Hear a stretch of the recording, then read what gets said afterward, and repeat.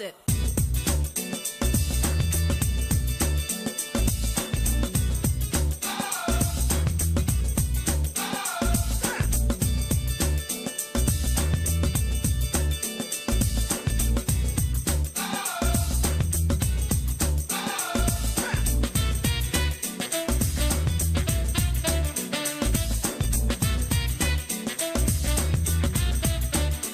Hello out there, and thanks for joining us on Political Platform. A very, very disturbing trend of events in Abuja yesterday with urchins in the name of those who are doing a counter-protest to the Mumu Don't Do protest being led by some promoters, the conveners, including renowned musician and artist Charlie Boy.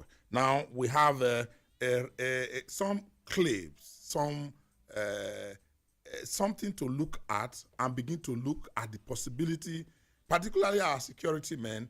They have some idea what can indeed happen if things go off hand, particularly as there are some people who believe that the government has not done well in dousing detention ahead of October 1, when some persons have given some ultimatum. We will be taking a look at the critical event of yesterday.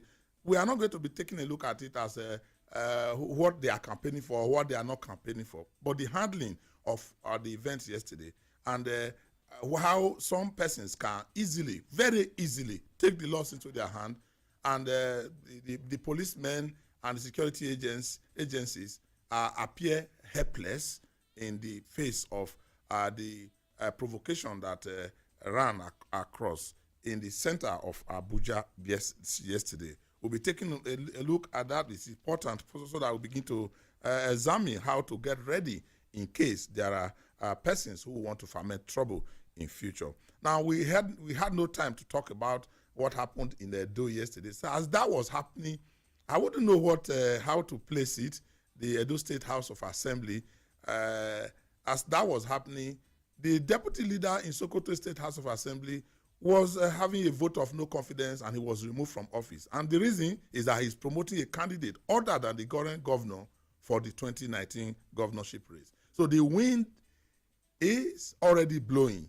2019 is already here, even though we have not seen exactly what the governors, what the president, what the federal government, those who were elected in 2015, we have not really seen. We can't put in the capsule what they have done, but we are getting ready for election in 2019. All of them playing up at the various levels, whether at the state assembly, at the federal level, and even at the states, at the levels of the political parties. My name is Okiria Agbonsuremi, and Uju Eje is with me on the program this morning. Uju, welcome to the program. Thank you, Ohiria. It appears that our politicians are so good at planning for elections and not on delivering on the promises that, the campaign promises that they have made to the people. Many times we hear what they are planning, but we don't see what they are doing. Well, we always see the plan is always being rolled over. They roll it over. The plan is almost the same. If you check the PDP, the plan that the promises they will give to the people and the promises the APC will give, you compare it, it's like they had a meeting and just say, you deliver it this way, I will deliver it that way. It's almost the same thing. Dr. Amechi Anakwe is also on the platform this morning. Amechi, welcome to the program. Thank you, Hira. Why politicians are noted and known for planning for the next election, statesmen are popular for planning for the next generation. We have less statesmen in Nigeria with lots of politicians. I wish it would be the other way around. Where we have statesmen and women that will think of the next generation and not think of who will be where during the next general election with a view to stuffing their private pockets with public funds and proceeds of the treasury. Very unfortunate. When you have more politicians than statesmen, then it's the challenge. That is the difference. When some persons will ask, what's the major difference between a developing country, underdeveloped country, and a developed country? I will always tell them, have the opportunity that it's not actually essentially in the infrastructure. In fact, when you look at development of those in the developed country and then what we have in the developing country or underdeveloped country, they call the third world, it is essentially the development of the mind. Our minds are so down there in development that, like the small child, we are busy in pouring water on our tummy and washing it and tell everybody we are taking our bath. Now, the whole mass of the body is all out there dirty, but the small child will believe it has fulfilled all righteousness if it can wash the tummy. Just pour water on it and wash it. That is what we have in the developing countries. And unfortunately, we have more of politicians than statesmen. Let us take a look at the mailbox. Political platform at yahoo.com. Let's see who is talking to us this morning. Let's share your views. Let's see who will give us a suggestion on how to avert whatever predictions that people have that can befall our future generation in not having our proper plan at this time. Let's see who is talking to us. Welcome to the mail segment. I am Ife Nwahuobi. And I am Tenikan Akepu. You're welcome. Let's start with this mail coming from Salau Saeed. He writes from Pape, Abuja, on the protests of our Mumu Don't Do yesterday. He says, as much as I condemned those that attacked Charlie Boy in Wuse Market, Charlie Boy committed a blunder by taking his protest to the market. The protest could have been hijacked and many shops could have been looted. I believe Charlie Boy doesn't listen to political platform. Otherwise, he would have heard Ohiria's parable, which says, don't shout fire, fire in the market, even when there is fire. Our Mumu don't too much. Still on the attack on Charlie Boy and other protesters at Wuse Market yesterday, Ike Durumba in Abuja says, political extremism took a deadlier turn yesterday in Wuse Market, Abuja, when supporters of President Buhari attacked the resume or resign protesters led by area father Charlie Boy. A critical question that exposes our inherent hypocrisy has arisen. If the government and its supporters insist that President Buhari has broken no law by staying abroad indefinitely at the country's expense, what laws has Charlie Boy broken by protesting at Wuse Market to warrant such a deadly attempt on his life and that of other protesters? If President Buhari can stay away because he has broken no law, why can't people protest when they break no laws? It appears grains for the goose is not grains for the gander in Nigeria, and that's extremely sad because it reinforces ideas that Nigeria is owned by a section of the country. The security agencies must be more proactive in protecting legitimate law-abiding protesters from irate mobs if we are to build a real country. God bless Nigeria. More on that, Emmanuel Ocharifu from Maraba in Nasarawa State says, the attack on the Charlie Boy-led Resume or Resign campaign at Wuse Market yesterday was worrisome. What is regularly playing out among the pro- and anti-Buhari groups is that one suffers attack while the other enjoys government protection. I saw a sharp division amongst the Igbos and the Hausas at Wuse Market that resulted in total confusion. Another ethnic crisis has been clicked, and it's loading and loading very fast. Please, can somebody quickly press the cancel button before it gets activated for the sake of Nigeria? Time is no longer on our side. We cannot afford to face another civil unrest. God bless Nigeria. And Christy Victor in Kubwa, Abuja has a message for Nigerian youth. She says, I want to use your platform to plead with Nigerian youths to be careful and not allow anyone use them against their future. When I hear the threats coming in from the Ariwa youth and Niger Delta youth, it throws me off balance. All these drums of war will not do the nation any good. Rather, it will damage the country. Nigerians should have a rethink, do the needful and put things right for a better tomorrow. This is the only country we can call our own. Let's put sentiments aside and face the truth for a better and greater Nigeria. God bless my country. And that's it for the mail segment today. Keep your mails coming. Send them to politicalplatform@yahoo.com and subscribe to our YouTube channel and watch the videos. Bust it! They present the popular radio program Political Platform on the Ray Power FM network.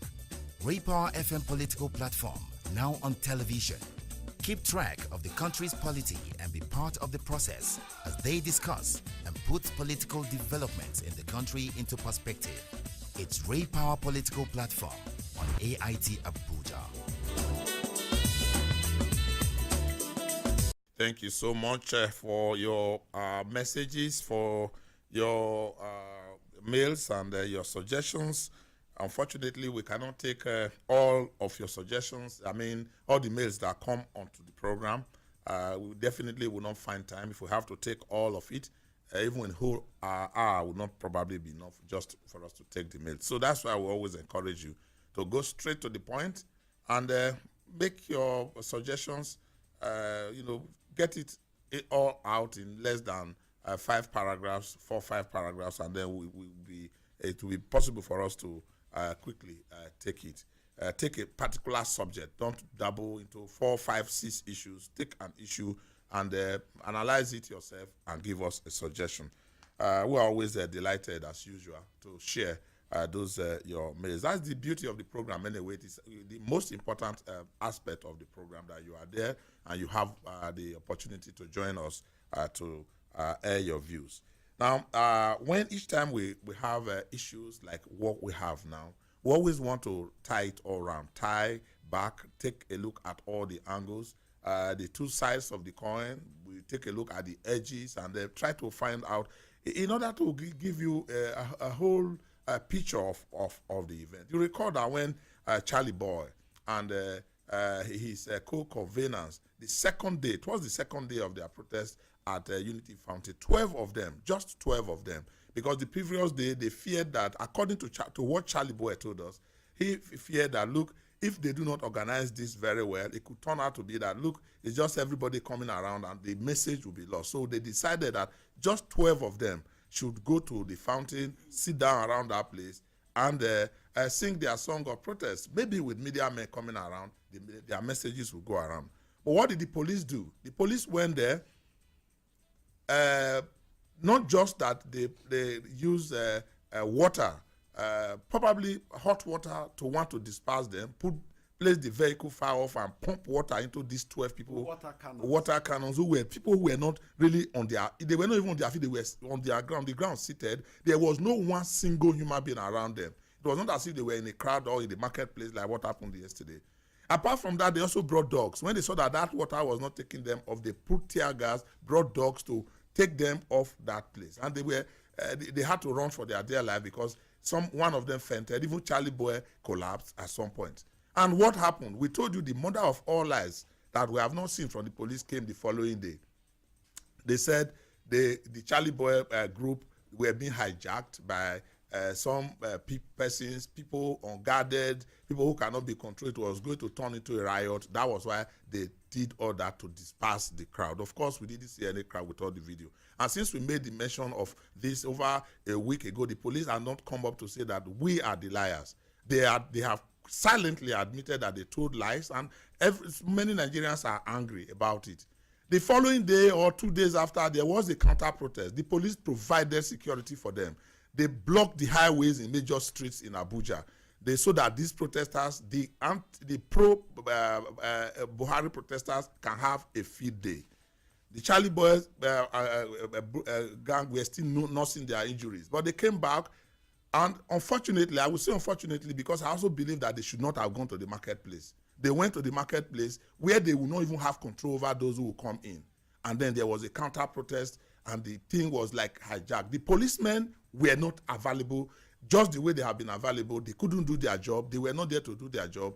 And that is a glimpse of what Nigerians are asking that we do not see on the street of Abuja, in Kano, Lagos, or anywhere. Now, who are the handlers of our security apparatus? Those who really sit down and think of what to do. Can we call these people who are protesting to dialogue, talk with them, teach them how to go about their protest, protect each of those who are protesting, since they have a right to protest, make sure that they are not hijacked, and allow them to ventilate their own way, their anger, whatever they are, send their messages through a democratic way of peaceful protest.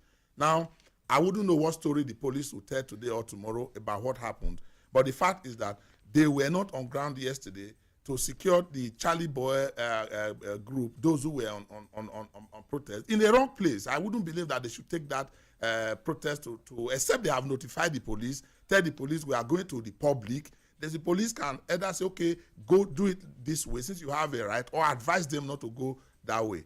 Unfortunately, what happened yesterday, and some person said they saw packs of foods package of foods from these urchins who came to harass and beat up the Charlie Boy boys. They were celebrating it with a lot of food and drink. Who provided those foods?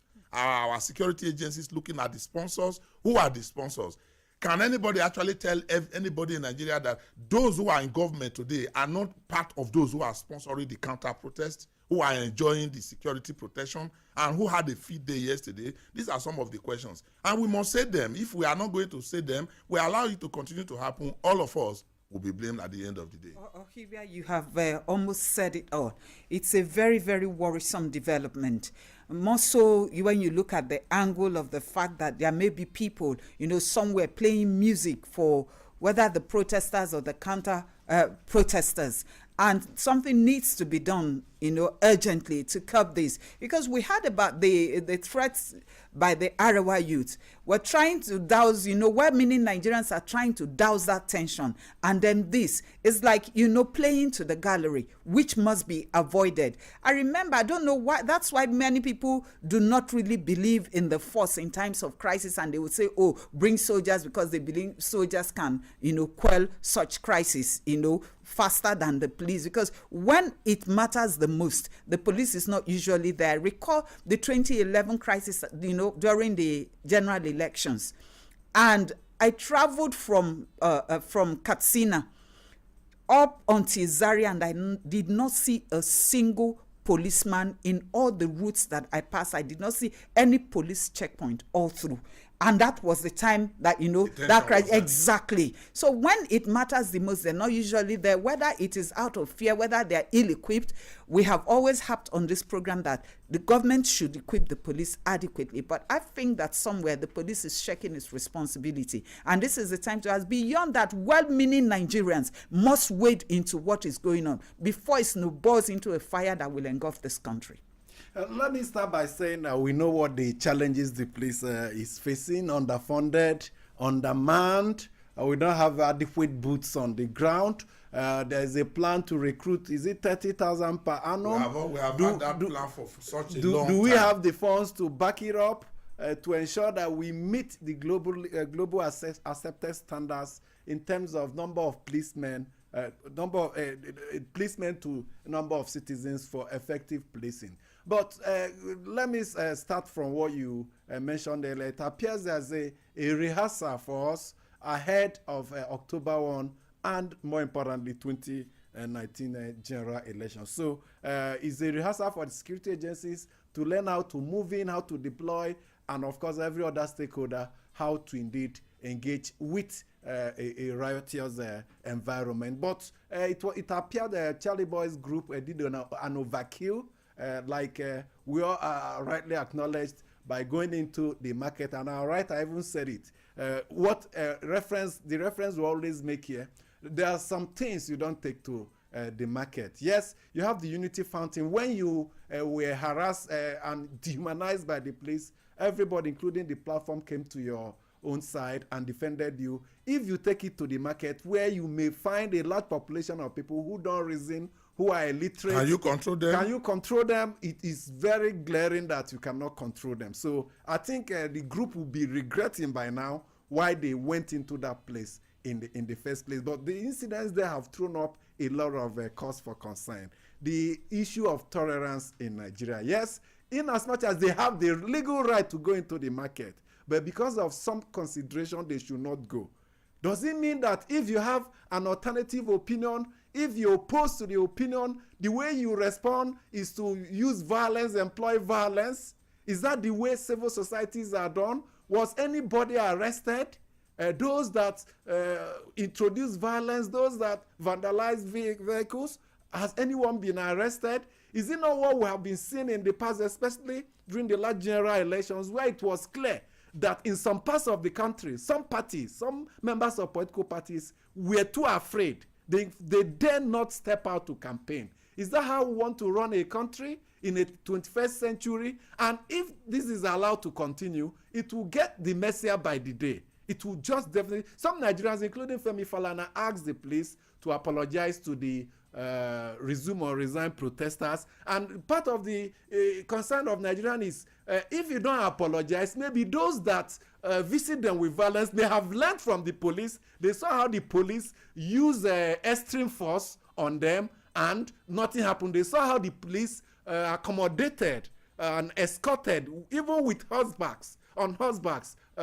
Treatment you reserve for VIPs, such as the president and visiting head of state, you extended such courtesy to a group that is pro-government. What message are you sending to these urchins, to these illiterates, to these Nigerians that are not fully aware that if the police can do it, they can equally do it? So it's an opportunity for us to learn and move forward and avoid trouble in future. Beyond that, Amechi, if nobody was arrested yesterday, nobody is questioned, and nobody is asked to account for the misbehavior of yesterday, it is a very, very, not this is it will be a direct approval that when you hear somebody want to protest and you don't like the protest, then you can actually go all out and organize to disrupt and do it. Will just be a direct approval. On the other hand, it will also be an approval for those who are hoping to protest to get themselves, if those who want to protest, to get themselves protected by themselves. If the Charlie Boy group had gone all out to also hire thugs yesterday to protect them, then you can imagine the kind of bloodshed I would have seen on the streets of Abuja. But it is just a wake-up call for us, like Dr. Amechi said, a wake-up call, not just the police, but for the intolerance that really is inside us. I mean, it's so deep inside us that we just want to quickly vent out anger. It's like we all carry this anger all over. Everybody is just half angry that when we just see opportunity, we just vent it out. Now, if people have taken the extreme to go to the marketplace, if you give them 1-2 hours, they will get out. You yourself, you can also go back to that market and tell them, look, this is what we believe in. Anybody will laugh over it and go. But when you now begin to carry sticks, look at the newspapers. Even the cameras of the newspapers caught the sticks and all those things they were carrying. People were carrying with, they took blood. I call it the street mob mentality, and it's reflecting across Nigeria, especially in Lagos now, where people take the laws into their hands. They suspect that you are a thief. Once you're suspected to be a kidnapper, a ritualist, a cultist, a thief, you're lynched and they set fire on you. And nothing happens. Well, the police said they arrested some 30 persons, but even up to yesterday, there was another lynching. Somebody suspected to have kidnapped 3 children was lynched to death. What we saw 4 decades ago, I still have memories.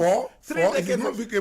We are talking of the 50s. Yes, the 60s. I still have memories of people, suspected criminals being lynched on the streets. You quickly beat them into a tire, put across their, use it to form a ring on their body and pour some inflammable substance and you ignite it. It's gradually returning to our country, and we must take our country back. We must take steps. Whether those at the helm encourage it by their actions, media trial, these are the wider implications of people, including government, not sticking to the rule of the law. In as much as you see some person who may have stolen or who may have done this, and you think that you can swear that he did it, you must show don't have a right. You don't have a right. You must resort to the rule of the law.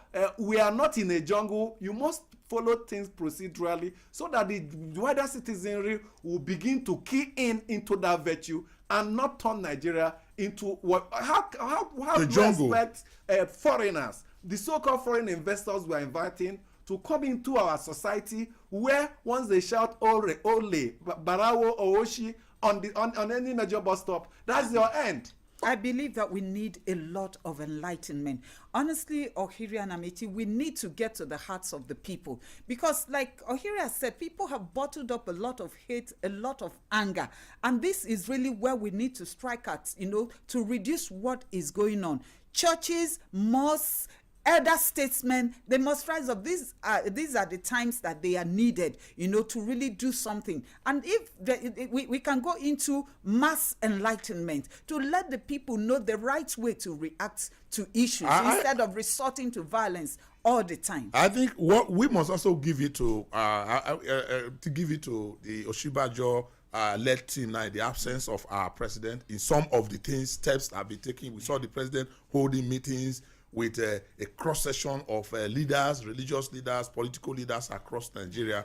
But that thing, it appeared to have stopped. I would have thought that it should continue, or we should filter it down to the level. Now that the president has taken that step, what are the governors doing? The governors should also take it up. Talk to the various groups, those that operate, because all the groups that operate in Nigeria operate at the world, at the local government level in the states. And there are political leaders, there are religious leaders in these areas. They should take it off from the president. The ministers, the National Assembly members should take it off from the president, where the president has taken it, and then begin to filter it down to everybody. The religious-based institutions, the church, the mosque, those who are having the opportunity to interact with people should take it off from where the president has. And the ordinary Nigerian, you probably would think that it's much, may even be derogatory to say ordinary Nigeria. There's no Nigeria that is ordinary. We all have our own. We all have our own roles to play. We have equal stake in Nigeria. If there's any crisis in any part of Nigeria today, it reverberates around the entire Nigeria, and we must not allow our wards, our brothers, our sisters, those who we know are probably capable of being, susceptible to influence. We should guard them, take them in, and begin to tell them what to do. If we do not hold this country the way we must recover it, we must get this country and put it down and let everybody know that we are united as a country, and all these issues of economic problems that we need to prepare for the future, get education better, get health better, cannot be done in an atmosphere of strife and disunity that some people will want to promote. And we must let everybody know that we have a role to play in all this. If you want to protest, let us protest reasonably. And those who are being sponsored by whoever should know that this country belongs to us, and that if you are given a paltry plate of food, rice and drinks, and that it doesn't solve your problem, you get hungry the next day. That is how we should put it. And unfortunately, very unfortunately, Nigeria and Nigerians appear to just be angry. I wouldn't know why we are just angry. We're just angry with the government. The government is not doing this. The government is not doing that. But nobody looks at himself. Nobody looks at what have I contributed? What am I doing to contribute to this? Did I vote after collecting 4,000 naira? Did I vote for the wrong candidate? Am I being influenced unduly? Do I believe in a Muslim or in a Christian? Is it not that I should actually look at Nigeria in the face and decide what is better? Are we not guilty collectively in assisting this system that we are trying to solve? That is the question that will be taken away from here. And our political class should mind itself, because most of the times when you trace the sponsorship of most of these groups, you trace them to politicians. We must call a spade. I think the time has come for us to call a spade a spade. Our political class should learn to be responsible. Right. When you equip them to do a short job for you, you do not take back what you have given them, to do that job. And that is what they use later to unleash mayhem. All right, when we come back in the next 24 hours to have more, we sure do know that you have an opinion on this. No matter how you see it, let us take the path of peace and unity in Nigeria, and tell us what you think we can do, how we can do it, and what is being done wrong now that can be corrected, and how to correct it as the time goes on. Okhiri Agbonsure is my name. Please do have a wonderful and peaceful day ahead. Bust it!